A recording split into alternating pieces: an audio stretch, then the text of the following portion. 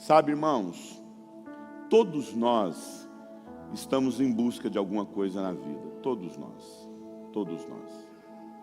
Todos nós, de uma forma ou de outra, estamos buscando alguma coisa, estamos tentando achar alguma coisa, estamos tentando ver se a gente encontra um grande amor. Às vezes um pai que você não teve, você tenta achar esse pai num marido, num namorado. Você tenta achar a mãe que você perdeu numa namorada, numa amiga, numa pastora. Você tenta encontrar o pai que você não teve, que você está tentando encontrar no namorado, em alguma coisa. Nós estamos em busca. Todos nós estamos em busca de alguma coisa, amado. Nós somos seres humanos em busca de alguma resposta, em busca de um amor, em busca de sermos amados. Uma vez fizeram uma pergunta para um psicanalista, que inclusive fez uma releitura, né, do pai da psicanálise, que é Freud, e perguntaram para Lacan qual seria o maior desejo do ser humano. E Lacan disse que o maior desejo do ser humano é o desejo de ser desejado. Todos nós desejamos ser desejados, amado. Não tem coisa mais horrível do que ser rejeitado. Não tem coisa mais horrível do que você ir na direção de alguém e alguém te rejeitar. Certa vez eu li uma reportagem onde dizia que a rejeição é como uma facada na carne. É como se alguém desse uma facada na sua coxa e levantasse a faca rasgando a sua coxa. Esta é a dor que o cérebro sente quando sofre uma rejeição. Então todos nós estamos em busca de alguma coisa, mas presta atenção. Quando a nossa busca é doentia, quando eu estou mal resolvido nas minhas emoções, quando eu não fui curado, restaurado em Deus, aquela palavrinha que quem fez o seminário aqui aprendeu, quando não houve um sozo na minha vida, que é cura completa, quando não houve uma cura nas minhas emoções, quando eu não fui curado pelo Espírito Santo, curado pleno, quando eu não me entreguei totalmente a uma cura, eu saio buscando de forma adoecida as piores coisas da vida. O nome adoecido que eu dou para isso é carência. Se você perguntar qual que é o nome que eu dou para isso, é carência. Sabe por quê?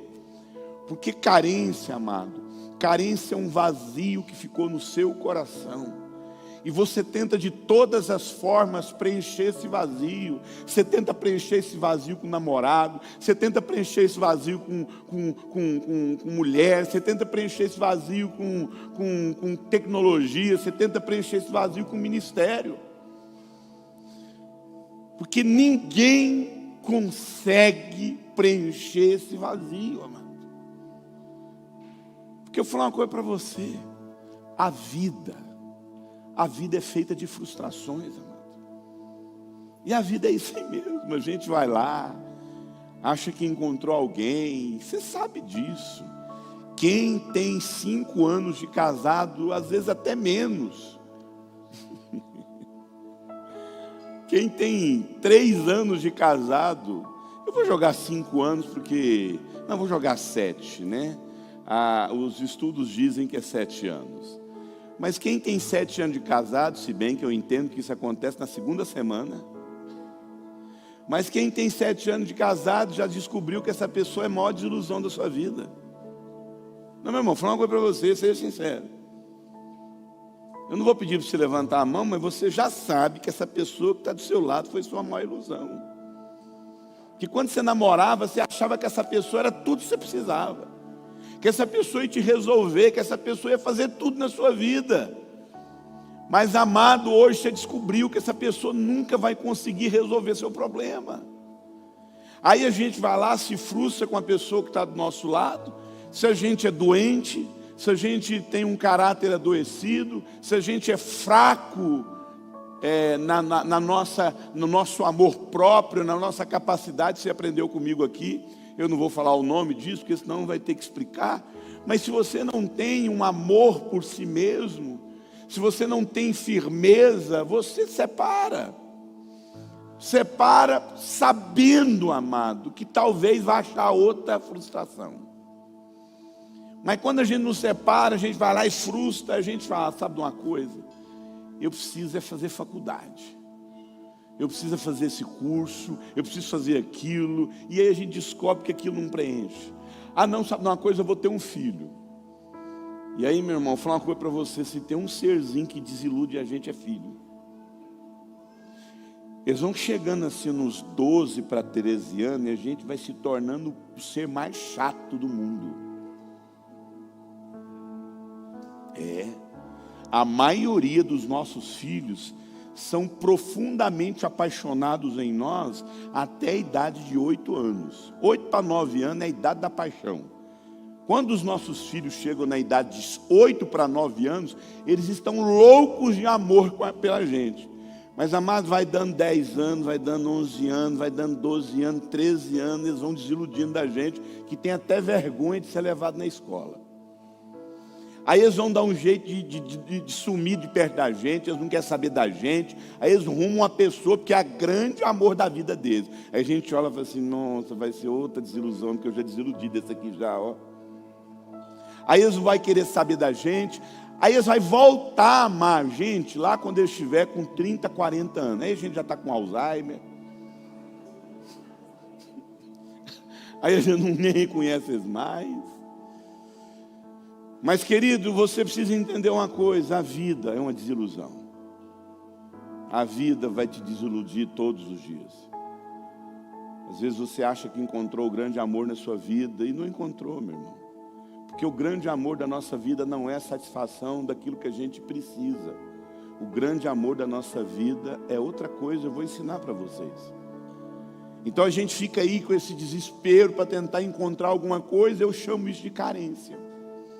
O nome que eu dou para isso é carência. Só que a gente acha que carência é um sentimento que está dentro da gente e a gente quer suprir esse sentimento. A gente quer achar um marido, a gente quer achar uma esposa, a gente quer achar um namorado. Só que presta atenção, carência não é um sentimento, amado. É isso que as pessoas não entendem. Carência não é um sentimento a ser suprido. Carência é uma doença na sua alma que você até hoje não entendeu que tem que ser curada. Porque carência, amado, entenda isso, carência não se supre, carência se cura. Carência não é algo que você tem que achar alguém para te suprir. Ah, mas você vai lá e descobre que você tem um câncer. Aí você se recusa a curar esse câncer. Não, não quero curar isso não, eu quero é manter ele pelo resto da vida. Amado, você quer um câncer te comendo vivo por dentro? Ou você quer ficar livre dele? A pessoa vai lá e fala para você, fala assim, olha, você está com câncer tal, você precisa fazer uma quimioterapia, você precisa fazer uma rádio, você tem que fazer um transplante. Você fala, não, doutor, não tem tempo para isso não. Eu quero trabalhar, eu tô no meu melhor momento da vida. Eu estou no meu melhor momento da vida, eu quero agora curtir minha vida.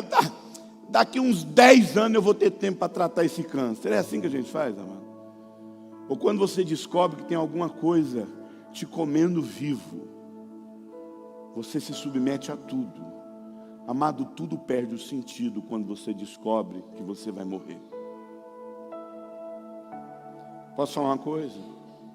Se as pessoas tivessem consciência do quanto elas estão doentes, se as pessoas tivessem consciência do quanto elas estão doentes emocionalmente, elas nunca inventariam desculpa para serem tratadas. Eu nunca esqueci de uma mulher que certa vez nos procurou, e ela estava com muita ferida na alma, muito doente, a família dela em pedaços. Ela chegou para mim e falou, Eurípides, foi lá em Curitiba, sentou comigo, com a minha esposa Osana, falou, olha Eurípides, eu sei que meu marido está me traindo, eu sei que meu esposo está me traindo, eu sei que ele está me traindo com a empregada, me traindo com a funcionária. Amado, ricos, milionários. gente dono de avião, gente que é dono de vários hotéis, transportadoras. Aí eu falei: fulana, para tudo. Fulana, para tudo e vem para a nossa base. Vem aqui fazer uma escola da família, vem fazer uma escola de aconselhamento, vem fazer uma escola de libertação. Para tudo e deixa ser curado. Não tem tempo, porque eu não consigo, porque é muito difícil, porque tem aquilo, amado. Quando você descobre que está morrendo, seja sincero, você inventa desculpas. Quando você sabe que tem alguma coisa matando você, você inventa desculpas. Não, meu irmão. Você se posiciona radicalmente e fala: olha, eu preciso ir atrás da minha cura. É isso que as pessoas não entendem. As pessoas se encontram profundamente adoecidas e elas não têm noção do quanto elas precisam ser curadas nas suas emoções. E a principal doença que tem destruído as pessoas são as suas carências. Carência é uma doença dentro de você, e que você acha que você precisa de um marido, de um outro marido, de uma outra esposa. Isso não existe, meu irmão. A palavra de Deus diz em Isaías 69, que a justiça do homem, Isaías 64, melhor dizendo, que a justiça do homem é como trapo imundo. Justiça é aquilo que é correto. Justiça não é aquilo que é errado. Justiça é aquilo que é certo. A Bíblia fala que aquilo que o homem chama de certo, diante de Deus é imundo. Aquilo que o homem acha que é correto, que é justo. Quando você fala assim: eu vou na justiça, você está dizendo: eu vou atrás daquilo que é meu direito, que é correto. A Bíblia fala que aquilo que o homem acha que é correto é como trapo imundo diante de Deus. Não é injustiça, é aquilo que é justo para o homem. E durante muito tempo eu achei que o trapo imundo era o absolvente da mulher ali da época de Isaías. Poderia até ser, porque naquela época a mulher nesses dias era considerada imunda.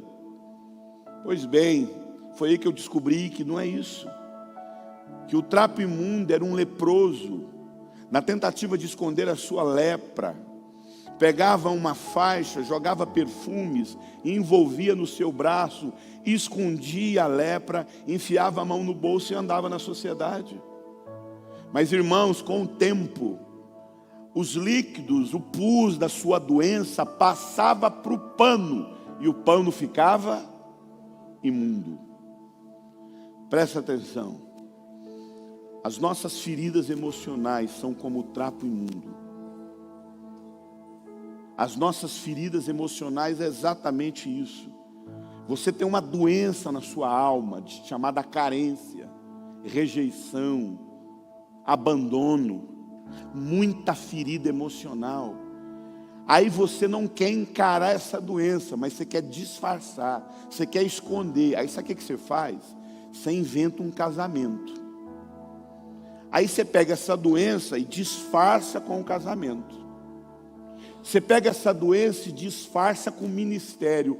O que tem de gente doente tampando a sua doença com o ministério? Se esconde, vai lá a posição de adorador, de pastor, de pregador como eu, e vai lá e envolve a sua doença. Só que com o tempo, presta atenção, a doença dele passa para o outro. Você casou com uma pessoa boa, você casou com uma mulher abençoada, mas você é tão mal resolvido que essa doença passou para tua mulher.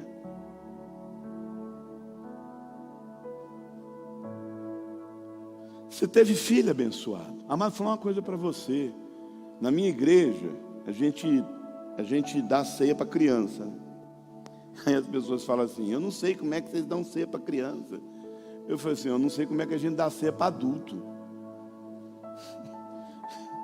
Porque se tem um serzinho ali na hora do culto que merece, que tem consciência, que é puro, que pode cear quem, amado? Amado, os nossos filhos nascem salvos, e a gente que dizia a eles.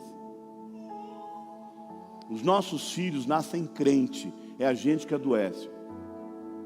Então muitas vezes você vai lá com a sua doença e adoece o seu filho também. Você pegou a sua ferida e envolveu com seus filhos, envolveu com o seu ministério, e aquilo passa para o outro. Eu poderia ficar falando várias horas aqui sobre feridas emocionais. Eu poderia dar vários exemplos, mas uma coisa eu sei, amado. Por conta das nossas carências, nós metemos os pés pela cabeça. Por conta das nossas carências, nós traímos marido, esposa, nós abandonamos filhos. Eu conheço gente, amado, que teve oportunidades maravilhosas. Hoje na mesa eu estava conversando com os pastores sobre um grande líder, mas que é tão doente, amado, que não soube lidar com aquilo que recebeu. Deixa eu te falar uma coisa, não se engane, gente doente adoece os processos. Você vai lá e recebe algo maravilhoso, mas você não consegue, porque você é doente. Sabe? Você é doente nas suas emoções, você é doente no seu caráter. Carente, amado, é como um buraco negro, ninguém consegue resolver aquilo. Ele vai sugando tudo em volta.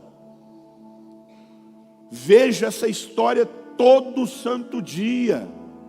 Uma mulher vai lá, é abandonada pelo marido, não consegue se resolver, não consegue abandonar isso, que a vida é isso aí. Vou falar uma coisa para você, olha aqui para mim.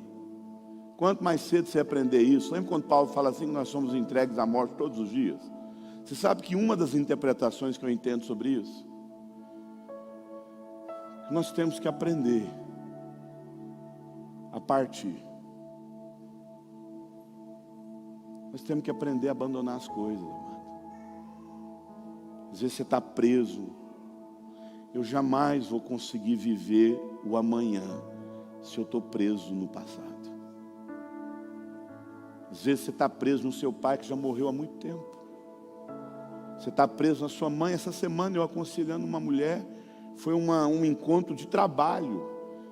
A pessoa queria uma assessoria, queria lá um esclarecimento a respeito de um certo segmento do trabalho, do mercado de trabalho. Ele veio conversar comigo, levou a esposa dele. E aí no meio do assunto eu olhei para aquela mulher, ela falando, olha, eu não consigo fazer isso, eu não consigo fazer aquilo, não consigo fazer aquilo, porque eu tenho que resolver aquilo, mas não consigo resolver. E eu ouvindo, ela pegou e falou assim, minha mãe morreu tem 1 ano. Quando ela falou, minha mãe morreu há 1 ano, eu falei, você está lá com ela, né? Ela agarrou na mesa assim.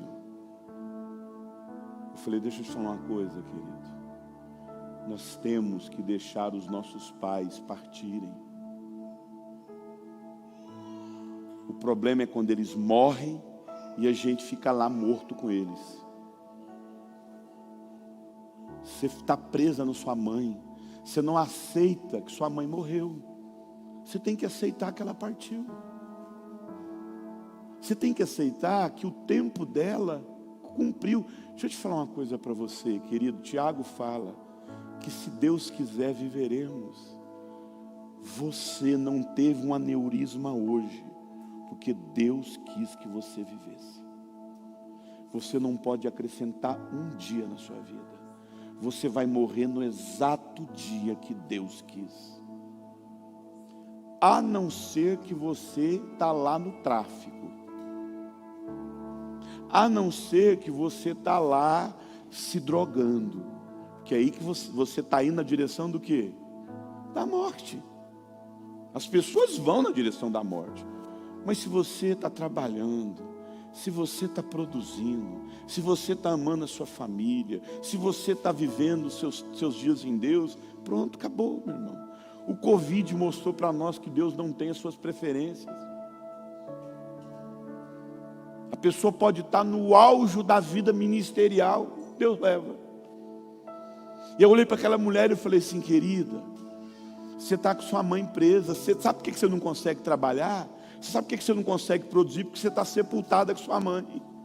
Você não consegue aceitar que as pessoas precisam partir. Eu falei, mas como é que isso faz? Ela já chorou, ela começou a chorar na mesa. Isso no meio de uma praça de alimentação no shopping. E ela começou a chorar, como é que eu faço? Eu falei, você tem que despedir da sua mãe. Você sabe por quê? Porque quando você não despede das pessoas que têm que partir, você fica com elas lá. Quando você despede, você deixa ela partir e leva ela dentro de você. Ela continua com você, mas aonde? Dentro do seu coração. Dentro do seu coração. Você sempre vai estar com ela. Amado, foi uma reunião de um negócio e acabou virando uma ministração do Espírito Santo ali. Mas presta atenção, por que eu estou falando isso? Se você não é resolvido em Deus, você fica acumulando defuntos dentro de você. Eu não perdoo esse homem, não perdoo essa mulher, eu não perdoo isso, eu não perdoo, você vai, porque você é uma pessoa mal resolvida, doente. As carências dentro de você ninguém consegue pagar, as carências dentro de você ninguém consegue suprir. E como eu disse, eu podia ficar falando aqui, por exemplo, de uma mulher, que ela chegou para mim e falou: pastor, eu não suportava meu marido compartilhar a vida dele com os bichos que ele tinha. Pastor, pensa num homem, quando a gente casou, ele tinha um monte de animal, e quando ele casou, amado, ele trouxe aquele monte de animal para dentro de casa, cachorro, galinha, papagaio, periquito, jacaré, calopsita, iguana, tudo quanto é tipo de bicho. Pastor não aguentava, ele levantava 5 horas da manhã, ia lá, botava comida, e ele ia lá, eu não aguentava aquilo, porque eu queria que ele cuidasse só de mim. Eu queria que a atenção fosse só para mim. Pastor, eu peguei um borrifador, joguei soda cáustica, bati no liquidificador, joguei soda cáustica, eu ia lá na cabecinha dos bichinhos. Aí o crânio ia comendo, eles morriam com as patinhas para cima. Aí meu marido um dia levantou de manhã cedo, viu que tanto de bicho morto. Falou: meu amor, eu acho que tem uma praga aqui dentro de casa. Era a mulher dele, entendeu? Que era essa praga. Muita carência, amado. O carente não consegue compartilhar nada. Mas eu poderia, como eu disse, ficar falando, mas eu quero ir lá na origem, como tudo começou. Você perguntar para mim: Uribe, como é que começou toda essa doença? Vamos lá na origem, lá onde tudo começou, onde começou as nossas carências. Estou dando algum problema aí? Está querendo passar? Passa para mim no teclado, não sei porquê. Olha só o que Gênesis 1:28 fala aí. Porque foi aqui que tudo começou, amado. Entenda, aqui é a origem da doença. Foi aqui que começou tudo. Olha só o que o texto diz. Então Deus os abençoou e diz: frutificai, multiplicai e enchei a terra. Vou fazer uma pergunta: qual foi a primeira coisa que Deus fez quando criou o homem? Diga comigo: Deus abençoou. Qual foi a segunda coisa que Deus fez com o homem? Deus deu uma ordem. Qual foi a ordem? Frutificai, multiplicai, enchei a terra. Diga comigo: frutificai, multiplicai e enchei a terra. Amado, a primeira coisa que Deus fez ao criar o homem, a palavra de Deus diz que Deus, ao criar o homem, Deus abençoou o homem. Deus abençoou, tanto é que foi os dois. Deus os abençoou. Os abençoou. Isso significa, deixa eu fazer uma pergunta para você: o que é abençoar? Abençoar é dar à pessoa o que você não tem, ou abençoar é dar à pessoa o que você tem? Quando você abençoa alguém, você dá o que você não tem? Quando você abençoa, você faz o quê? Você dá o que você tem. Se a Bíblia fala que Deus abençoou, significa que Deus, ao encontrar o homem, ao encontrar o homem, ao criar o homem, melhor dizendo, Deus abençoou tanto o homem quanto a mulher. Deus abençoou o homem e a mulher com paz, com amor, com paz, com bondade, com felicidade, com vida. Deus colocou do amor, Deus colocou da paz, Deus colocou da bondade, Deus colocou da felicidade, Deus colocou da vida. Deus abençoou o homem e a mulher com paz, amor, bondade, felicidade e vida. Deus isso, é muito mais. Deus pegou do dom dele. Abençoar é compartilhar o dom. Deus abençoou o homem com amor, Deus abençoou o homem com paz, Deus abençoou o homem e a mulher com bondade, Deus abençoou o homem e a mulher com felicidade. Isso significa que ao encontrar a mulher, o homem ao encontrar a mulher ao encontrar o homem, eles não estavam ali para cobrar amor, a mulher estava lá para...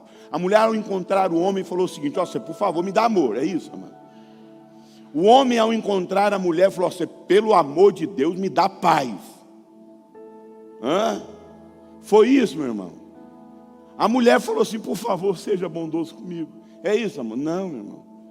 Eles já tinham amor, eles já tinham paz, eles não tinham que se ocupar com isso, porque eles já receberam. Para você entender isso melhor, eu vou dar um exemplo para você. Quando você vai num banco descontar um cheque, a hora que você desconta aquele cheque, porque existe um depósito naquela conta que te permite o quê? Sacar aquele valor. Eu só consigo descontar um cheque, tirar um dinheiro de uma conta no crédito, se existir o que ele... saldo. Se existe um depósito naquela conta. Se não tem depósito naquela conta, se você não conseguir sacar, se não tiver um depósito naquela conta, você não saca. Era exatamente isso. Havia um crédito ali, um crédito de amor, um crédito de paz. Crédito é depósito. Havia um depósito de paz, havia um depósito de amor, de modo que eles podiam sacar na vida um do outro aquilo que eles iam viabilizar. O homem não estava à procura de amor, a mulher não estava em procura de paz, de alegria. Eles estavam ali para viabilizar para o outro. Mas algo aconteceu. O que aconteceu? O pecado entrou na humanidade. E quando o pecado entrou na humanidade, tudo que era crédito passou a ser débito. Deixa eu te falar. Essa é a essência do pecado. Aquilo que Deus colocou dentro de nós, desde a origem do Éden, passou a ser uma dívida que você cobra das pessoas. Tecle 1. Se Deus criou você porque Ele estava sozinho no céu, por que Deus criou você? Por que Deus criou a humanidade? Tecle 1. Se Deus criou a humanidade porque Ele estava carente, Ele estava sozinho lá no céu dele, sabe? Tudo branquinho, o céu lá é tudo branquinho, o escritório branquinho, as árvores branquinhas, sabe, aquele ar-condicionado ligado 24 horas. Ele abria a janela do escritório dele, quando ele abria, olhava lá embaixo usando santo, santo, santo. Ele só canta uma música só. Que tédio que está esse lugar aqui. Eu vou criar o Adriano para ver se minha vida dá trabalho. Eu vou criar o Claudinei assim para ver se dá trabalho. Eu vou criar você para dar mais energia. Isso aqui é canseira demais, né, pai? Sabe? Eu tive uns trabalhos um tempo atrás com um anjo aqui, mas estou precisando de mais trabalho. Deus estava carente e precisava de você para preencher o vazio da vida sem graça dele. Era isso, meu irmão? O Tecle 2. Se quando Deus criou você, Ele criou você para compartilhar do dom dele com você. Ele não estava vazio, gente. Entenda isso. Deus não estava vazio e criou você para preenchê-lo. Deus criou você para te encher dele. O carente é a pessoa vazia, achando que o mundo tem que encher. E foi isso que aconteceu, amado. Tudo que era débito, é como se eles colocassem o dedo um na cara do outro e falassem: olha, você tem que me dar isso. A vida me deve, você tem que pagar. Eu vou apresentar um texto para vocês aqui, que esse texto mostra um Deus que poucos conhecem. Poucos conhecem esse Deus. Poucos. Você conhece o verdadeiro Deus, o Pai do nosso Senhor Jesus Cristo. Você conhece realmente o Deus eterno. E a gente sabe aí dos falsos deuses, né? O dinheiro é um deus, um falso deus. O diabo é um falso deus, né? O sexo é um falso deus e tantos falsos deuses. Mas olha aqui para mim. Tem um Deus que poucos conhecem. E eu vou te mostrar ele nessa noite. Acompanhe comigo esse texto. Olha só o que o texto diz. Pois como já lhes disse, repetidas vezes o texto diz aqui de Filipenses 3,18. E agora eu repito com lágrimas. Paulo está chorando. Paulo está falando, eu estou aqui chorando na presença de Deus. E eu vou falar de uma coisa para vocês que dói o meu coração. Paulo está falando com a igreja. E ele fala o seguinte, e agora eu repito com lágrimas, que há muitos que vivem como inimigos da cruz de Cristo. E ele fala, quanto a estes, o destino é a perdição, e o Deus dessas pessoas é o ventre, é o estômago. Meus irmãos, prestem atenção. Tem muita gente que acha que está servindo a Deus. Tem muita gente que acha que serve a Deus. Serve não, meu irmão. Serve a sua vontade. Porque estômago fala de vontade, carência, necessidade, fome. Deus chega para o Adão no Éden e fala, frutifique, dê fruto. O diabo chega para o Adão no Éden e fala, coma fruto, se encha, satisfaça tudo que você quer. Meus irmãos, a Bíblia fala que o homem pegou as suas carências, as suas necessidades, aquilo que ele quer e transformou isso num Deus. Ora, meus irmãos, eu não fico impressionado com aquelas 15 mil pessoas que lotaram o Goiânia Arena lá em Goiânia. Porque essas pessoas não estavam em crise com o tipo de marido que são, com o tipo de esposa que são. Eles não estavam em crise com o fato de que eles têm que ter um caráter transformado. Eles estavam ali para ver se consegue ficar milionário igual aquele coach. Gente que vai atrás de Deus para ficar rico. Gente que está exercendo ministério. Gente que faz das suas carências do seu próprio Deus. Ora, meu irmão, vou falar uma coisa para você. Deus não tem compromisso com as nossas carências. Deus tem compromisso com a nossa fé. É impossível agradar a Deus sem fé. E se tem uma coisa que você nunca vai agradar a Deus, é com suas carências. Porque Deus não tem compromisso com carência. Porque carência fala daquilo que eu quero. A fé fala daquilo que Deus gera em mim através da palavra. Deixa eu falar uma coisa para você. Você acha que alguém tem fé no orixá? Não. A pessoa tem carência para o orixá. Porque ele quer o ano dele abençoado. Então ele quer que o ano dele seja um ano bom. Um ano próspero. Um ano que ele possa vencer, ganhar muito dinheiro. Aí ele pega e compra um barco azul. Enche de perfume, umas flores. Coloca lá umas oferendas e vai lá no mar. Oferecer para Iemanjá. Aí chega lá, Iemanjá. Eu estou aqui para oferecer para a senhora essa oferenda, para ver se meu ano fica bom. Aí ele pensa assim, ele olha para aquele barco. Ele fala, sabe de uma coisa? Eu não vou fazer isso não. Aí ele joga o barco e fala assim, Iemanjá, eu não quero aqui oferecer nada para a senhora, para a minha vida melhorar.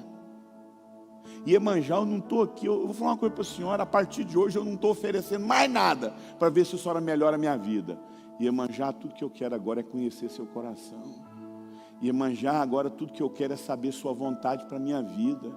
Eu quero saber o que a senhora pensa a respeito de mim, dos meus filhos, da minha família. Iemanjá, eu quero conhecer seu coração. É isso que a pessoa faz?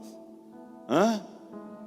Ou tudo que ela quer é oferecer algo para ver se a vida dela melhora, sim ou não? todas as vezes que você chega na presença de Deus para oferecer dinheiro para Ele, oferecer música para Ele, só para ver se Ele melhora a sua vida, melhora o seu salário, melhora a sua condição financeira, isso fede igual macumba. Sabe quando você dá uma forçada na santidade só porque você está precisando de passar naquele concurso? Sabe quando você dá uma melhorada na consagração só porque você quer alguma coisa? Meu irmão, deixa eu falar uma coisa para você, Deus não é orixá não, gente. Porque tem muita gente achando que está dando oferta para Deus, e não é oferta não, é oferenda. E Deus não aceita oferenda. Deus não aceita nada, Deus não se vende, Deus não se compra. Ele fala, filho, tudo que eu desejo de você é o seu coração. A Bíblia fala que o homem fez das suas carências o seu próprio Deus. Olha só esse texto aqui, de 1 Coríntios 15, 19. Olha só o que o texto fala. Se a nossa esperança na Iemanjá se limita... É na Iemanjá? Em quem, amado? Quem que essa pessoa tem esperança? Quem que essa pessoa tem esperança? Eu não ouvi. Quem que essa pessoa tem esperança, amado? Essa pessoa tem esperança em quem, amado? Se a nossa esperança em Cristo se limita apenas à vida, se todas as vezes que você chega na presença de Deus é para falar das suas necessidades, dos seus caprichos, daquilo que você quer, você está aqui só para dizer para Deus o que é que você precisa. Você não quer conhecer o coração dele. A Bíblia fala, se todas as vezes que você chega na presença de Cristo só para falar a respeito de sua vida, você é o mais infeliz de todos os homens. Deixa eu falar uma coisa para você. A Bíblia fala que as pessoas, elas estão sofrendo, não é porque elas não vão nos cultos. As pessoas estão sofrendo não é porque elas não dão oferta. Não é porque elas não ouvem música evangélica. Elas estão sofrendo porque elas não querem conhecer a Deus. Oséias fala, vocês perecem porque não me conhecem. Conhecer a Deus, amado, não é ter informações a respeito dele. Conhecer a Deus não é saber apenas algumas informações. Conhecer a Deus é conhecer o amor dele, o caráter dele para a sua vida. É você confiar, é você saber, minha vida está nas mãos dele e ele vai conduzir minha vida exatamente segundo aquilo que ele determinou. A palavra de Deus diz, Deus levará a bom termo aquilo que ele desejou para nós.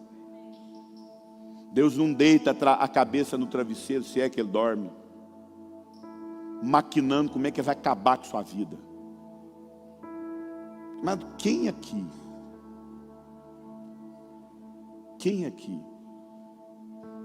Eu te dou, é sério, vou lá dar um jeito, peço um empréstimo no banco, não, em nome de Jesus, estou dando a minha palavra, eu faço um empréstimo no banco de 50 mil reais, e eu dou para você. Se você chegar aqui no final da minha mensagem e falar, eu fiz isso essa noite. Quem aqui essa noite deitou a cabeça no travesseiro, maquinando como é que você vai acabar com a vida do seu filho? Você deitou a cabeça no travesseiro e falou assim, gente, meu filho está muito feliz, eu quero acabar com a vida dele. Alguém fez isso, irmão? Se você fez, me procura aqui que eu vou te dar 50 mil reais. Ninguém faz isso, amado. Se nós que somos maus não fazemos isso com os nossos filhos, quanto mais o nosso Pai que nos ama, meu irmão. Ele te ama. Meus irmãos, esse casal aqui tem filhos. Não existe nada na vida desse casal que eles não estejam dispostos a sacrificar. Eu estou falando de coisas materiais. Se tiver de salvar a vida de um filho, sim ou não. E a Bíblia diz que Deus sacrificou o filho dele por você. Você é amado por Deus. Você é amado por Ele. guerra cessou, amado. Tem um filme interessante que tem a versão japonesa e a versão americana. E conta a história de uma ilha, de uns japoneses, que eles estavam ali ilhados por conta da guerra lá. Lembra daquele filme Pearl Harbor? E aí quando aconteceu aquele ataque em Pearl Harbor, começou a desbravar todas as guerras, todos aqueles ataques. Aí presta atenção. E tinha um grupo de uma aldeia que eles estavam morrendo de medo porque da retaliação dos americanos. E eles se enfiaram numa caverna. Ficaram lá escondidos com medo dos bombardeios dos americanos, por conta da retaliação que eles iam sofrer, porque era a última fronteira para invadir o Japão. E queridos, naquela luta, aqueles aldeões se esconderam dentro daquele buraco. Mas escute, a guerra tinha acabado. E porque eles estavam dentro do buraco, eles não souberam que a guerra acabou. E aí o governo americano mandou vários aviões levar comida para aquele povo, porque eles estavam há muito tempo sem comer. Quando os aldeões ouviram os aviões vindo na direção deles, todos se mataram nas cavernas. Mas eles estavam indo receber comida. Quando os aviões chegaram, toda a população da ilha se mataram. Sabia que Jesus Cristo cessou a guerra do homem com Deus? A Bíblia fala que o muro de inimizade que separava o homem de Deus foi derrubado. Querido, Deus não está mais irado com a humanidade, porque o sacrifício de Jesus cessou a ira de Deus. A guerra acabou, mas a gente está lá como aquele povo, daquela população enfiados. Eu não esperava dessa, né? Você que gosta de pegar em cima de filme, tá vendo? Aqueles aldeões, amados, eles estavam enfiados dentro do buraco. Enfiados dentro do buraco com medo, porque eles não sabiam que a guerra acabou. Escute aqui, amado, a guerra acabou. Deus não tem mais o homem como seu inimigo. O texto fala que essas pessoas se colocaram como inimigos, mas Deus não está com a mão encolhida para que não possa te atender, nem os ouvidos dele fechados que não possa te escutar. Mas você está lá no seu mundo de carência, no seu mundo de ai, coitadinho de mim. Escute, amada, a pior dificuldade, o maior veneno para alguém viver o processo de cura na vida dele é coitadismo, é autocomiseração, é você olhar para você e falar assim: olha, eu não tenho, Deus não quer nada comigo. Para com isso, amado. Eu vou apresentar para vocês uma pessoa carente, que é a mulher do poço. Amada, a mulher do poço é realmente a mulher carente. Se existe uma personagem na Bíblia que apresenta exatamente o nosso quadro de carência, é a mulher do poço. Só que antes de falar sobre essa história, eu gostaria só de apresentar para você uma ilustração, uma figura, para que você possa aplicar melhor o que eu quero te ensinar. Essa mulher, ela está diante de um poço. E esse poço representa a vida dessa mulher. E essa mulher tem um balde na mão para tirar água desse poço. Eu quero que você olhe para esse balde como sendo as suas carências. E eu quero que você olhe para esse poço como sendo o lugar onde ela tenta suprir as carências. Balde, carência, poço, lugar onde ela supre, tá bom? Vamos então ler a história dessa mulher. Olha só o que o texto diz, João 4:5. Jesus chegou a uma cidade da Samaria chamada Sicar, perto das terras que Jacó dera ao seu filho José. Havia ali o poço de Jacó. Jesus, cansado da viagem, sentou-se à beira do poço. Isso se deu por volta do meio-dia. Veio uma mulher samaritana tirar água. Disse Jesus: dá-me um pouco dessa água. pois os seus discípulos tinham ido à cidade comprar comida. Guarda essa informação, tá? Os discípulos foram à cidade de Sicar, que é a cidade da mulher samaritana, comprar comida. Continuando a história. A mulher samaritana perguntou: como o Senhor, sendo judeu, tinha problema entre judeus e samaritanos? Então, de cara, é uma pessoa com sérios problemas relacionais.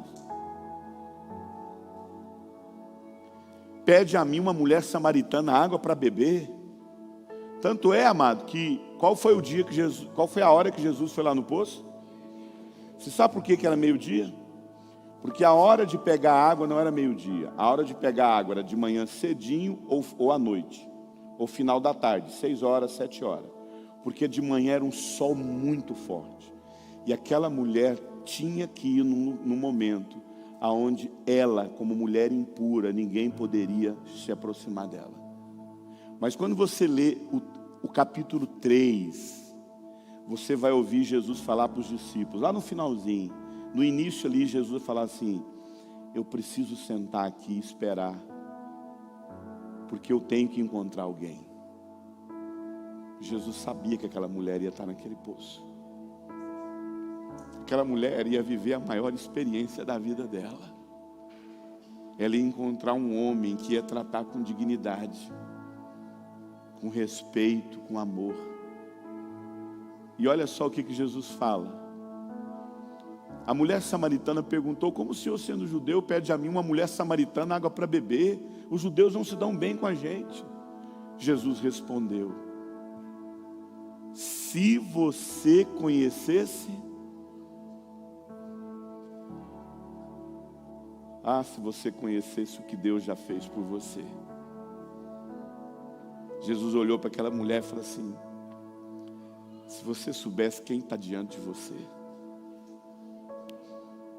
se você soubesse quem está aqui falando com você, você pediria para mim água da vida, e eu te daria. Olha só, se você conhecesse o dom de Deus e quem está te pedindo água, você lhe teria pedido e ele teria te dado da água da vida. Você não precisava ter ido nesses homens, você não precisava ter feito o que você fez, bastava você ter vindo a mim. E o texto continua dizendo: disse a mulher: Senhor, não tem como tirar isso aqui não, é muita doença, não tem como tirar água. Sabe por quê? Porque os lugares que eu vou são abismos profundos. Onde eu posso conseguir então isso?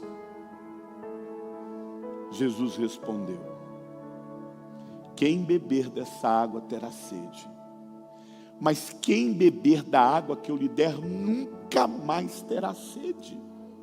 Quem beber dessa água aí vai ter sede. Sabe por quê, meu irmão?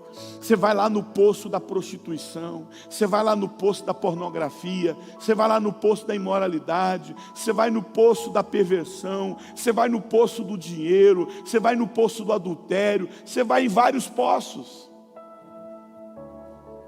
E a Bíblia diz que Jesus diz: se você for disso, você vai ter sede. Mas ele diz: mas quem beber da água que eu lhe der, se tornará nele uma fonte a jorrar para a vida eterna.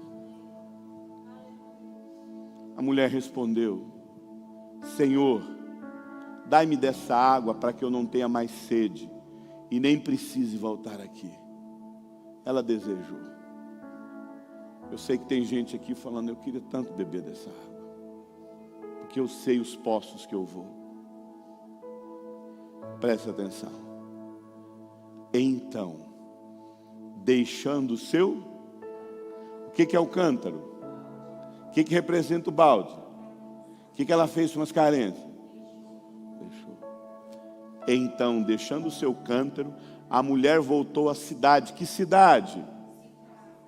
Quem estava em Sicar? O que os discípulos trouxeram para Jesus? E então a mulher voltou à cidade e disse ao povo: venham ver. Venham ver. Amado, essa é a missionária, a pregadora, com a mensagem mais difícil de se pregar da história da igreja. Porque essa mulher passou a vida toda falando que achou um homem. Um dia ela chegou para a cidade dela e falou: gente, vocês não vão acreditar, achei um homem. Passou um pouco de tempo, ela falou assim: gente, achei um segundo homem. Gente, achei um terceiro homem. Gente, agora eu achei um homem certo, o quarto homem. Não, gente, agora é o quinto homem. Ah, gente, eu estou com um homem aí que eu nem sei se ele é meu. Aí ela chegou para a cidade: gente, vocês não vão acreditar, achei um homem. Falou: de novo, outro homem, essa mulher não canta de homem, não. 7 homens na vida dela. Presta atenção. Venham ver um homem que me disse tudo que eu tenho feito. Será que ele não é o Cristo? Então, todos saíram da cidade e foram de Jesus, encontro de Jesus. Os discípulos foram à cidade e trouxeram o que para Jesus?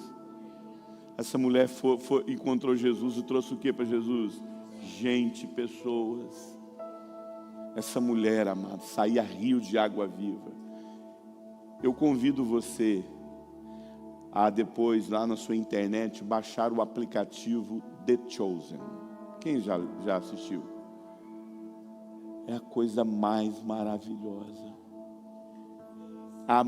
E a cena mais perfeita.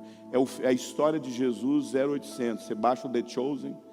É a experiência de Jesus na mulher do poço. Gente, eu choro. Porque ela está lá toda armada, toda nervosa. Quem que é você para conversar comigo? E Jesus sentado olhando para ela. Aí quando ela não está aguentando mais Jesus, olha, claro que não está no texto bíblico, é só um enredo para produzir mais conteúdo para o filme. Jesus levanta e fala assim: o primeiro foi fulano. E ela já virando as costas para ele. O segundo foi ciclano. Ele começa a falar o nome de cada homem daquela mulher. Ela deixa cair os baldes. Ela fala: para que você está fazendo isso comigo? Eu nunca encontrei um homem que me valorizou. E ela falou: você está me valorizando. Você não me rejeitou, você está sentado comigo aqui. E você está me amando. Amada, essa mulher teve uma experiência real. Todo mundo na vida está em volta de um poço, tentando saciar a dor do vazio, deixado por um pai, deixado por uma mãe, deixado por um amor que se perdeu. Mas Jesus está do nosso lado. A água da vida. Essa mulher teve um encontro com Jesus. Então gostaria de fazer uma pergunta para você. Você vive por aquilo que Deus te deu. Você sabe que Deus colocou algo dentro de você e você quer abençoar as pessoas. Ou você é um poço de carência, amado? O que você tem na sua vida hoje é fruto das suas carências ou do dom que Deus colocou dentro de você? Fome, e responda. Fome, falta, carências e necessidades, o quanto isso domina a sua vida? E a pergunta que se faz é: como é que eu fico livre das minhas carências? A primeira vez que eu abracei meu pai foi entre a grade de um presídio. Meu pai matou meu irmão a facadas. Meu pai matou o próprio filho dele. Eu sei do que eu estou falando, gente. Você está diante de uma pessoa que você não tem noção o lixo que eu já fui, os poços que eu já entrei para tentar saciar as minhas carências. Quando eu tinha 1 ano e 3 meses, minha mãe não aguentando meu pai era muito violento. Eu conto isso com detalhes no livro Lidando com as Carências. Meu pai tinha muita violência dentro dele. E ele e minha mãe não aguentando as violências que acontecia com meu pai. E um dia ela pegou a gente, deixou na casa da minha avó e fugiu. Nós éramos 3 irmãos. Fomos morar com a minha avó, mas minha avó, eu tinha mais ou menos uns 6 anos de idade. A minha avó, 5 para 6 anos, minha avó teve um infarto, morreu. E ela era minha avó, e eu com 6 anos perdi a segunda mulher da minha vida. Primeiro, com 1 ano e 3 meses, eu perdi minha mãe. Depois eu perdi, eu lembro quando meus filhos chegaram na idade de 1 ano e 3 meses. Gente, é tão viva a presença do pai, é tão viva a presença da mãe. Eu falei, meu Deus, eu nessa idadezinha aqui, eu não tinha minha mãe mais comigo. Com 5 para 6 anos eu perdi minha avó, a segunda mulher da minha vida. Ali começava uma semente do meu coração, que ia produzir uma carência terrível dentro de mim. Uma carência terrível. Aí meu pai foi lá, conheceu uma jovem, bem jovem. Ela estava grávida dele, da minha primeira irmã. E ele alugou uma casa lá em Goiânia, do lado do Moinho Goiás, na frente de uma linha de trem de ferro, na Vila Nova. E a gente foi morar ali, mas meu pai dirigindo o caminhão e ela não aguentando, porque eram os 3 filhos daquele primeiro relacionamento do meu pai, mais a filhinha, e ela era muito jovem. Um dia ela não aguentou tudo aquilo que ela vivia. Ela viu um caminhão com a placa da cidade dela ali, da Bahia. Jogou a mobília tudo dentro e foi embora. Levando a filha dela, a gente ficou dentro de casa. Eu lembro que a casa estava vazia. Havia apenas 3 pneus de caminhão assim. E eu fui no canto assim, deitei ali, chorei. Meu irmão chegou para mim e falou, Euripinho, nós vamos atrás da nossa titia ali. E eu lembro que naquele canto eu chorava, eu falava, olha, eu não vou mais valorizar a mulher. Minha avó me abandonou. Minha avó morreu. Minha mãe me abandonou. Agora a titia me abandonou, eu não vou valorizar. Ali começava uma semente de carência dentro de mim, que ia desencadear em muitas doenças emocionais na minha vida. Eu ia me tornar um adolescente pornográfico. Eu ia me tornar um adolescente viciado em pornografia. A minha profissão que Deus me deu foi desenhista. Antigamente não existia CorelDRAW, antigamente não existia esses programas de edição que tem hoje. Eu fazia tudo na mão. E eu tive muitas oportunidades na vida. Trabalhei no SBT, Centro Brasileiro de Televisão. Trabalhei na Editora Abril. Trabalhei em grandes gráficas e agências de publicidade. Eu conheci computador muito cedo, conheci internet muito cedo. E porque havia muita doença dentro de mim, eu conheci pornografia muito cedo. Entrei num nível de pornografia que eu não quero sujar os seus ouvidos, e até porque o culto não nos permite. Mas eu, na minha carência, na minha doença, falei, sabe de uma coisa? Eu tinha 27 anos de idade, hoje eu estou com 49. Sabe de uma coisa? Eu preciso é casar. Lembra da faixa? Eu preciso é casar. Conheci uma moça. Ela tinha 17 para 18 anos. E eu 28 anos de idade. Comecei a namorar com essa moça, com a minha carência. A mãe dela não concordava, porque eu era bem mais velho que ela. A mãe não concordando. Falo isso com a autoridade de alguém que já errou na vida. Eu sei o que é errar. Para não perder, porque havia uma carência louca dentro de mim. Eu tirei a virgindade e engravidei aquela moça, consciente daquilo que eu queria. Fomos viver uma vida a 2. Ela não suportou as minhas doenças. Conheceu uma pessoa e foi morar com ela. Me deixou. Pegou as coisas, colocou num caminhão e foi embora. Detalhe, ela tinha engravidado de mim. Nós tínhamos um filho de 1 ano e 3 meses, a mesma idade que eu tinha. Ela engravidou de mim, fomos viver uma vida a 2. Ela não suportou minhas carências, porque eu era carente, doente. Conheceu uma pessoa, sumiu, levou meu filho. Ela foi a encarnação das minhas carências. Sabe o que eu fiz? Aluguei uma casa num bairro de motéis lá em Goiânia. Um bairro, lá em Goiânia tem um bairro só de motéis, com garotas de programa 24 horas. Para me ter garotas de programas na minha casa o tempo todo.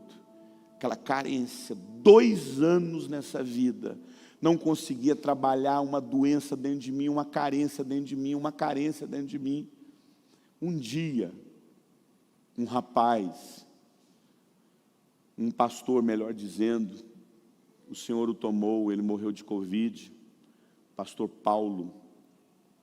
O Paulo chegou para mim e falou assim, porque de vez em quando eu ia lá na igreja dele para dar um desencargo de consciência, para dar umas oferendas lá para Deus, entendeu? Aí eu mal, ele chegou para mim e falou assim, fala uma coisa para você, você não quer hospedar um missionário da Jocum na sua casa? Eu falei, pelo menos eu vou ficar um final de semana sem pecar, né? E eu hospedei aquele missionário, o Vitor. E o missionário Vitor foi para minha casa. E ele conheceu minha história. E ele me deu esse livro, A Face Oculta do Amor, do pastor Cote. Esse livro ficou na minha mão assim um bom tempo, não li na minha estante. E um dia eu comecei a ler esse livro. E à medida que eu fui lendo esse livro, eu fui vendo a minha doença. O quanto eu era doente. O quanto aquela pessoa era um ídolo na minha vida. Havia uma idolatria dentro de mim, a minha doença, da minha carência. E eu fui enxergando aquilo, eu fui lendo aquele livro, eu fui lendo esse livro aqui, e eu fui vendo a minha doença. E a cada dia que eu lia, a cada momento que eu lia, eu lembro que quando eu terminei de ler esse livro, eu estava sentado num banco, eu estava sem carro, eu sentado assim num banco. E quando eu li esse livro, a última página, eu lembro que eu fechei esse livro, eu chorava muito, sentado no banco de ônibus. E eu ouvi uma voz. O reino de Deus é como um homem que vendeu tudo o que ele tinha para comprar um terreno, para desenterrar um tesouro. Queridos irmãos, como se fosse cordas humanas, como se eu fosse um marionete. Eu lembro que eu levantei assim, olhei para um pregão, falei, você não quer comprar um monte de coisa que eu tenho ali num quarto, ali numa casa? O cara foi lá, olhou para aquilo tudo, comprou tudo aquilo. Eu lembro certinho o valor. E eu peguei aquele dinheiro, guardei no meu bolso. E como na capa do livro Carência, com a casa vazia, eu sentado no chão, eu perguntei para Deus, Deus, o Senhor quer de mim? E eu lembro que com esse livro na mão, eu chorando, sentado, Deus falou assim, abre o livro, eu abri. Vai na última folha, eu fui. Jocum, Almirante Tamandaré. Deus falou, vai para esse lugar. Há quase 16 anos atrás. Comprei uma passagem de ônibus para Curitiba, em Almirante Tamandaré. Sentei num banco como você e fui chorar os meus pecados. Chorar. Se você for lá na nossa base, tem um laguinho lá embaixo. Hoje está bonitinho, com pedrinha, graminha. Antigamente era mato. E lá nós levantamos todos os dias 6 horas da manhã para orar e buscar o Senhor. E eu lembro que uma das vezes que eu estava lá orando, Deus falou assim comigo, Eurípides, na vida, gente, ou é Judas ou é Pedro. Amado, quando a gente faz tudo errado na vida, quando a gente mete os pés pela cabeça e faz tudo errado, ou a gente é Judas ou a gente é Pedro, amado. Porque Judas e Pedro, eles são idênticos. Meus irmãos, não tem diferença entre negar e trair. Não tem diferença. Você ser traído, você negar. Mas depois que Judas e Pedro fazem isso, eles vão tomar caminhos diferentes. E na vida a gente é assim, amado. Ou a gente toma os caminhos de Judas, ou nós tomamos os caminhos de Pedro. Ou nós caminhamos em cima daquilo que Judas fez, ou em cima daquilo que Pedro fez. Sabe qual foi o caminho de Judas? Buscar culpado. Judas pegou o preço da traição, foi lá no Sinédrio, foi lá nos homens, lá nos fariseus, nos doutores lá. E sabe o que ele ouviu? Rapaz, não tem nada a ver com isso não, isso é problema seu. Sabe o que sobrou para Judas? Forca. Olha aqui para mim, quando a gente faz tudo errado na vida, nós temos que entender que nós temos que assumir nossos erros e parar de culpar as pessoas. Ah, o culpado foi o pastor. Ah, o culpado foi minha sogra. Ah, o culpado foi fulano. Ah, o culpado foi ciclano. Ou você pega o caminho de Pedro. Sabe qual foi o caminho de Pedro? Sabe qual foi o caminho de Pedro? Chorar. Pedro foi chorar. E Pedro foi se ocupar com alguma coisa. Qual a única coisa que Pedro se ocupou? Pescar. E quando Pedro estava lá pescando, e foi isso que Deus fez comigo, eu disse: por que você acredita? Eu falei: Deus, eu acredito nesse Marco de Souza Borges, nesse livro aqui, ó. E eu fui para esse lugar, gente, como Pedro, fui chorar. Pedro está lá chorando, eu estou lá chorando. Pedro está lá chorando, eu estou chorando. Eu estava na beira daquele lago. E a Bíblia fala que Pedro está ali naquele barco, tentando pescar a noite toda. E ele escuta uma voz: ei! Joga a rede no outro lado. Pedro fala: é ele. Ele veio até mim. A Bíblia fala que Pedro se joga no mar, vai nadando, nadando, nadando. Eu me joguei naquele ônibus e cheguei naquela cidade. Pedro sentou na beira daquela praia. Eu sentei na beira daquele lago. E como Pedro, Jesus olhou para mim e disse: Eurípides, você me ama? Eu falei: Deus, eu estou tentando aprender a te amar. E Jesus falou: Eurípides, então para de viver das suas carências e apacenta as minhas ovelhas. Sabe, irmãos, nesse mesmo lugar, eu achei esse versículo. Lá no lago, Cristo rasgou toda a cédula de dívida que era contra nós. Ele removeu tudo pregando na cruz, Colossenses 2,14. Sabe, irmãos, um dia eu estava lá no lago, chorando. Eu achei esse versículo. Quando eu achei esse versículo, eu entendi algo que mudou radicalmente a minha vida. Lembra quando eu falei dos débitos e dos créditos? Lembra quando eu falei dos débitos e do crédito? Quando uma mãe nos decepciona, a gente faz uma promissória, cédula de dívida. Minha mãe me abandonou. Eu guardo a promissória no bolso. Meu pai me rejeitou. Eu guardo a promissória no bolso.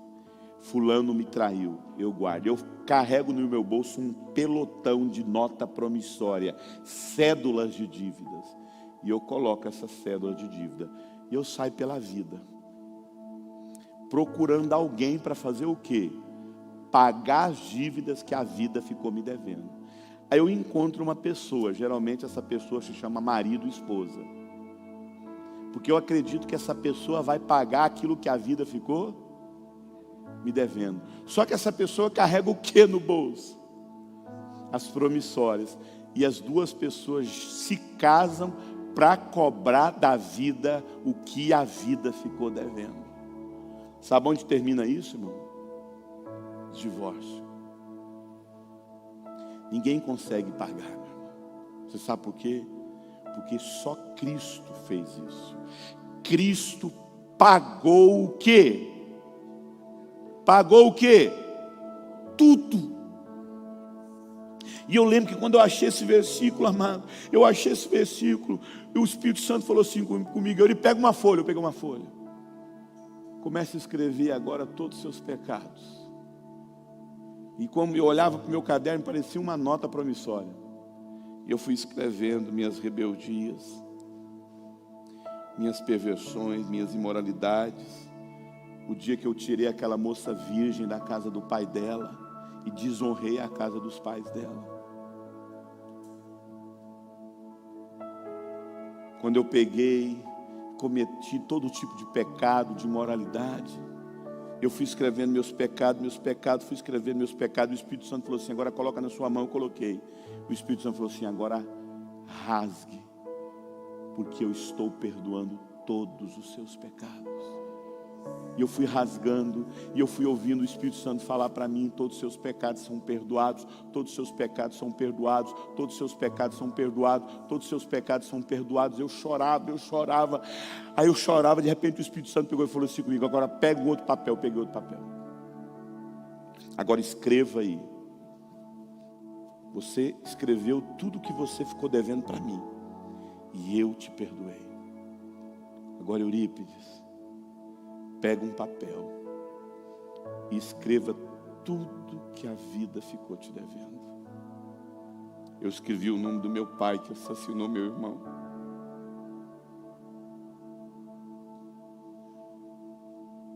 Eu escrevi o nome da minha mãe que me abandonou. Eu fui escrevendo, escrevi o meu nome, o nome da mãe do meu filho. Fui escrevendo o nome de todo mundo. E eu dobrei o joelho, eu chorava. E de repente o Espírito Santo falou comigo: agora rasgue e diga em voz alta: a vida não me deve nada. E eu fui rasgando. Eu falei: meu pai não me deve nada. Meu pai está perdoado, minha mãe está perdoada, a mãe do meu filho está perdoado, tudo está perdoado. Eu fui rasgando, amado, como se fosse um poder. Eu lembro assim, que é como se meu dedo fosse enfiado numa tomada, e uma energia foi subindo dentro de mim, e de repente, amado, eu entendi que Jesus era tudo que eu buscava na minha vida. Que não era mãe, que não era mulher, era minha alma clamando pelo Mestre, era minha alma clamando pelo amado. Eu vi o céu, gente.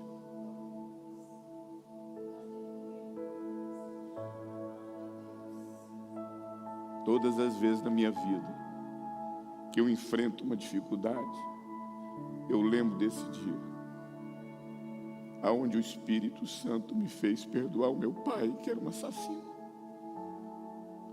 Isso é evangelho, gente.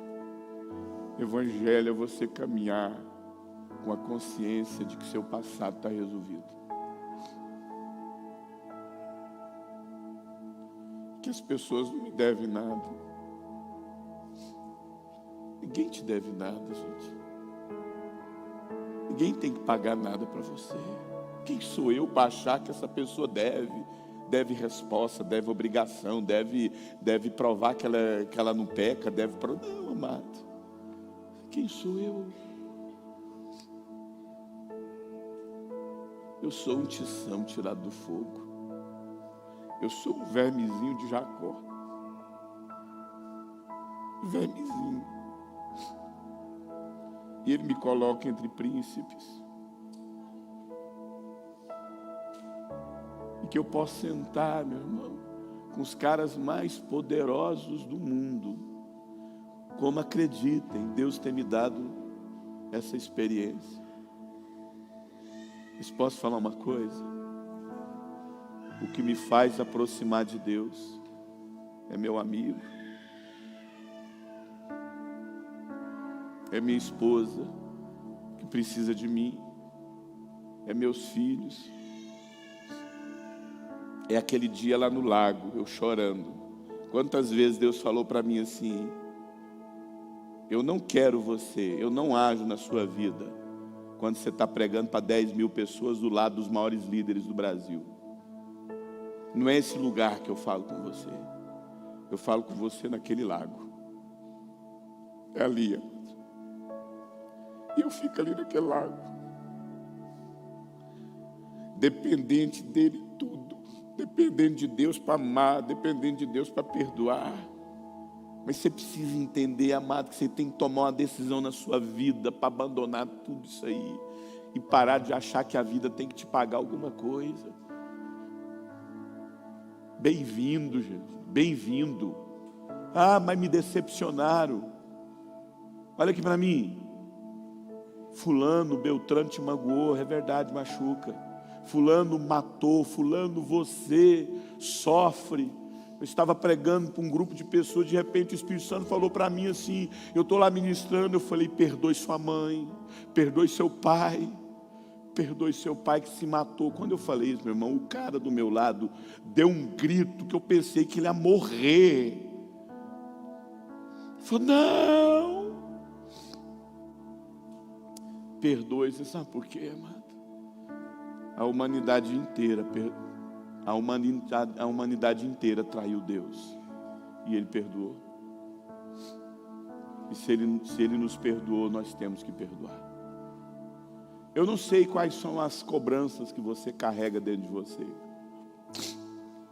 Eu não sei quais são as dívidas que você carrega. Deus mudou minha vida, Deus me deu ministério, Deus me deu uma esposa maravilhosa, que eu não tenho sombra de dúvida que se eu tivesse esperado, eu tinha encontrado. Deus me deu amigos, Deus me deu ministério, Deus me deu um coração novo, mas eu tive que tomar uma decisão na minha vida de deixar meu passado para trás e perdoar quem me devia. Eu não sei quem são as pessoas que te devem, eu não sei. Eu não sei o que você carrega de promissória na sua alma, de pessoas que ficaram devendo para você, eu não sei. Mas uma coisa eu sei, Ele pagou todas as dívidas.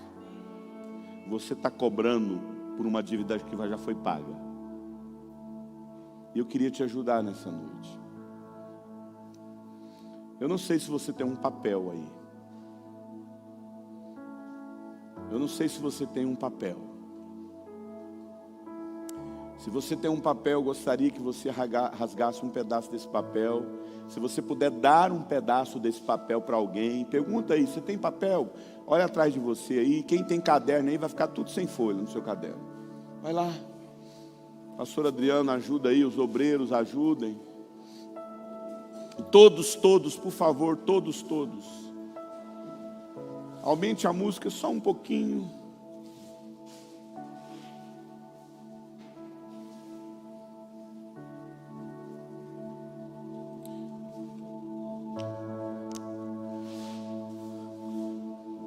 Não perca esse momento, fique concentrado naquilo que Deus está falando com você.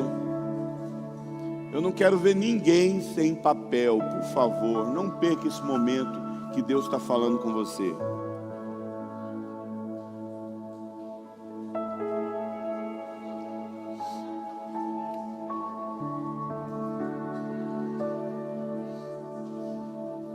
Todos peguem um pedaço de papel, por favor. Se você está com sua esposa, rasgue um pedaço de papel, dê um pedaço de papel para ela.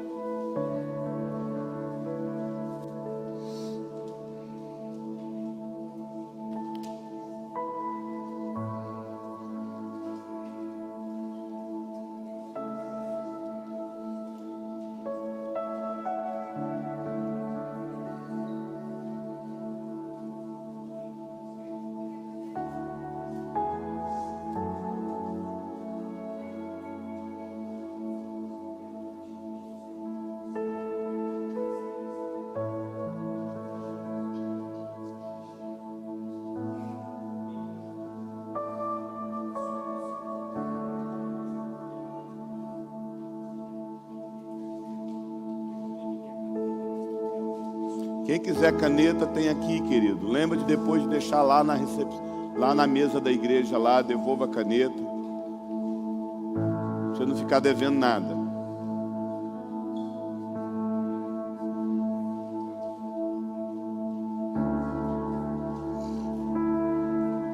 Olha aqui para mim. Olha aqui para mim agora, gente. Olha aqui para mim. Escute, eu quero que você escreva nesse papel tudo que a vida ficou te devendo. O que você cobra do seu pai? O que você cobra da sua mãe? Do seu marido, da sua esposa? O que a vida te deve? O que você cobra dos seus filhos? O que você cobra de Deus? O que você cobra de você mesma? O que se cobra da vida? Escreva aí. Um pai que te traiu, um tio que te abusou, um pai que te abandonou, uma mãe que te abandonou, um marido que te traiu, uma esposa que te traiu, um filho que não é o que você desejou que ele fosse, um filho que casou com uma pessoa que você não queria que ele casasse. O Espírito Santo vai falar com você agora aí. O Espírito Santo vai falar com você agora. E você vai escrever o que a vida te deve. Escreva, escreva.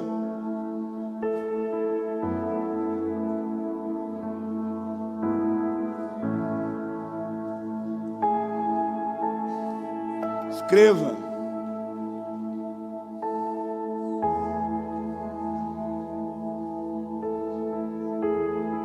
Ali, ó. Escreva, amado. Agora deixa eu falar uma coisa para você. Deixa o Espírito Santo falar com você aí. Deixa o Espírito Santo, não queira agir só no natural, não queira lembrar, mas deixa o Espírito Santo trazer. Olha, você não perdoa isso, você não perdoou. Escreva o nome dessa pessoa aí, escreva. O que a vida te deve? Escreva.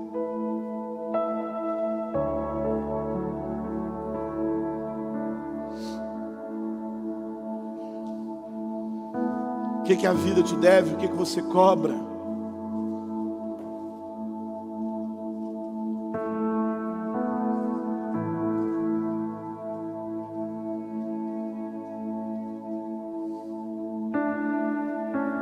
Escute. À medida que você for terminando,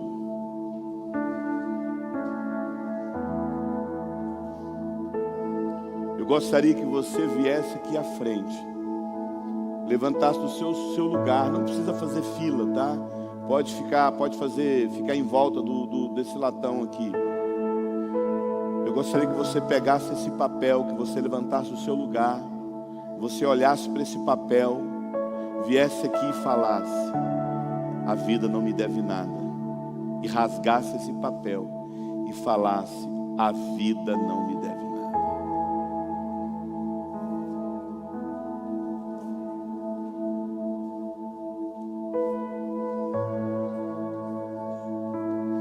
Faça isso em nome de Jesus. Levante do seu lugar, rasgue esse papel.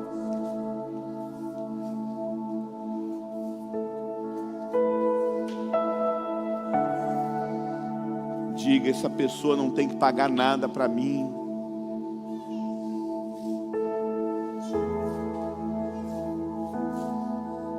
Senhor, eu declaro